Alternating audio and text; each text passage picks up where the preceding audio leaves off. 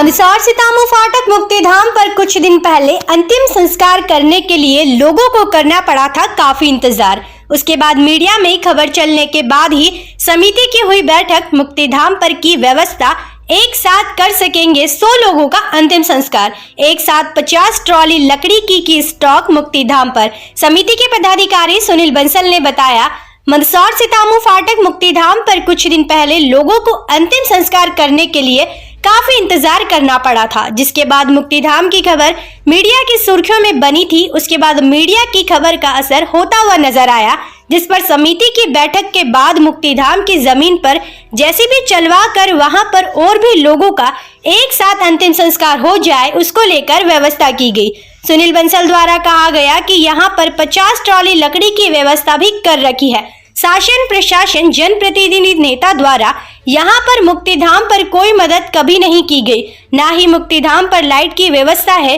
कई बार शिकायत करने के बाद भी जिम्मेदार है कि इस तरफ कोई ध्यान नहीं देते। रोजाना यहाँ पर सितामू फाटक मुक्तिधाम पर लगभग 10 लोगों का अंतिम संस्कार हो रहा है। कोरोना पॉजिटिव मरीजों का भी अंतिम संस्कार यहीं पर किया जा रहा है। विधि विधान से मुक्तिदान समिति के पदाधिकारी सुनील बंसल ने मीडिया को धन्यवाद दिया कि आपके द्वारा बताया गया था, जिस पर समिति की बैठक के बाद निर्णय लिया गया कि जो भी लोगों को यहाँ पर परेशानी आई है आगे से नहीं आए, उसको लेकर क्या व्यवस्था की जाए।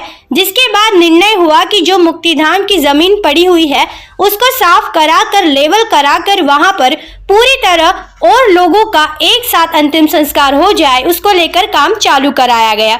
जिस पर समाज सेवी सुनील बंसल ने बताया कि अब एक साथ 100 लोगों का अंतिम संस्कार हो सकेगा। भगवान नहीं करे कि इतनी संख्या में लोग आए, पहले की तुलना में अधिक लोग यहाँ पर अंतिम संस्कार के लिए आ रहे हैं। कोरोना की बीमारी के पहले की बात करें तो 2 से 3 लोगों का अंतिम संस्कार रोजाना मुक्तिधाम पर होता था, पर अब कोरोना बीमारी के कारण संख्या बढ़ी है, जो कि चिंता का विषय है। मैं सबसे पहले गोलू भाई आपको धन्यवाद देना चाहूँगा कि जो 2-3 दिन पहले यहाँ पर आपने जो दृश्य कैप्चर किया था और मेरे से भी बाइट ली थी, तो जो छोटी मोटी विसंगतियाँ थी, निश्चित रूप से उन परिवारों को कुछ तकलीफ पड़ी होगी।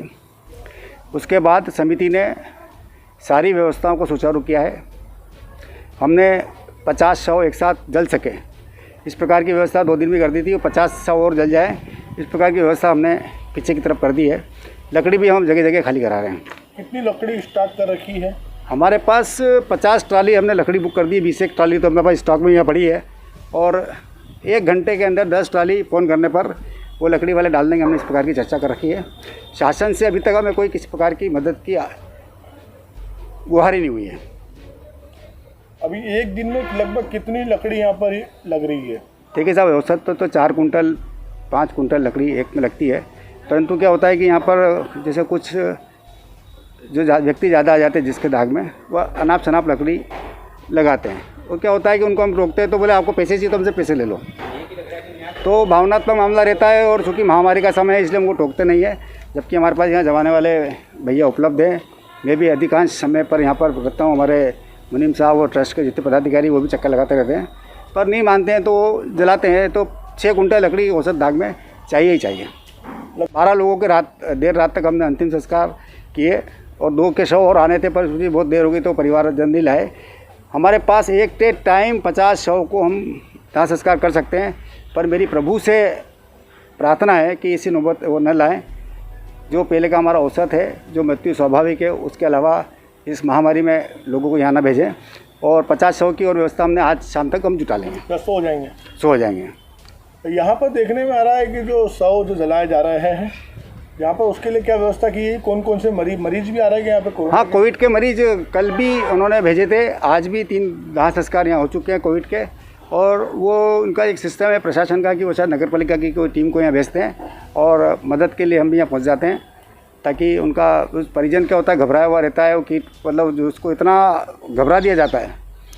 और आम आदमी के कोविड का है तो वो हाथ लगाने से डरता है। तो ऐसी परिस्थितियों में हम जो हमारी यहाँ पे टीम है और नगर पालिका की टीम आती है, उसके माध्यम से उनका अंतिम संस्कार में मदद करते हैं, ताकि उसकी गति सुधर जाए।